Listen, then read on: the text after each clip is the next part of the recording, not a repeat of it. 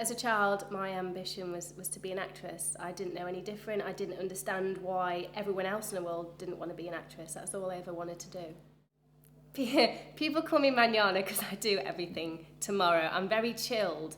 I'm not a very driven person. I never have been, but I've always known what I wanted to do, and there was never a second choice. It's always been acting, no matter what.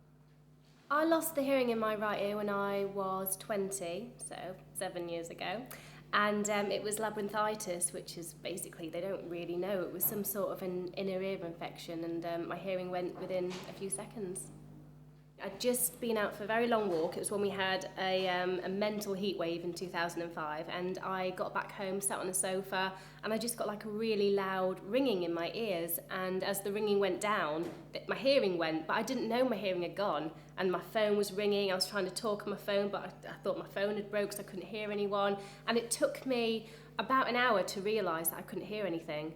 I was just clicking and I was just clapping. I looked a little bit odd, but I was trying to work out why I felt so strange. I couldn't walk in a straight line. I couldn't eat anything. I felt like I was constantly drunk.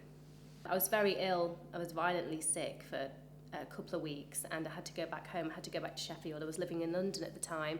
And I lost loads of weight. I was just sleeping the whole time. But every time I closed my eyes, I felt dizzy. I felt like I was going down some sort of spiral.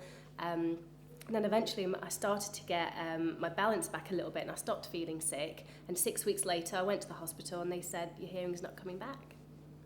I thought my career was over, and that's why it was so difficult to deal with it. I thought, I can't wear an earpiece, I won't be able to hear a director, I won't be able to walk properly. If someone's shouting me, I won't be able to see where they are. I'm going to be a nuisance, I'm going to be annoying, I won't be able to hear anyone, I'll be asking people to repeat themselves. I started frantically Googling actors and actresses who also had a hearing loss, just to reassure myself that you can still succeed in the industry with a hearing impairment. Right now I've got a small hearing device called a Lyric in my right ear. It's really, really tiny, it's about that big. And it's perfect for me because you can't see it at all, and doing the acting I've got to have my hair up, my hair down, everything's filmed in HD, I'm doing shots to the side. I don't want to have a hearing device I have to be taking out and putting back in again constantly. I'll end up losing it. So this was absolutely ideal for me. They've pushed it right down inside my ear. It doesn't hurt at all. I can't feel it anymore. Sometimes if I press on it, it hisses, but I do it every now and then when I'm bored just to check it's still working. But it's absolutely ideal for me. At the time I could feel it. I felt it for about an hour, and after that, it doesn't even feel like I'll get anything in right now. It can seem like the most loneliest time of your life when you lose hearing. You think, no one wants to talk to you. It can be a bit embarrassing, and it's so not the case.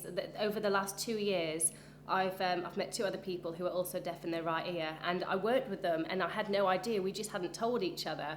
So my advice is to realise, if you look around, there's probably a lot of people that are in your shoes that are very close to you. The only thing that's going to hold you back is your fear of being held back, because it won't hold you back at all.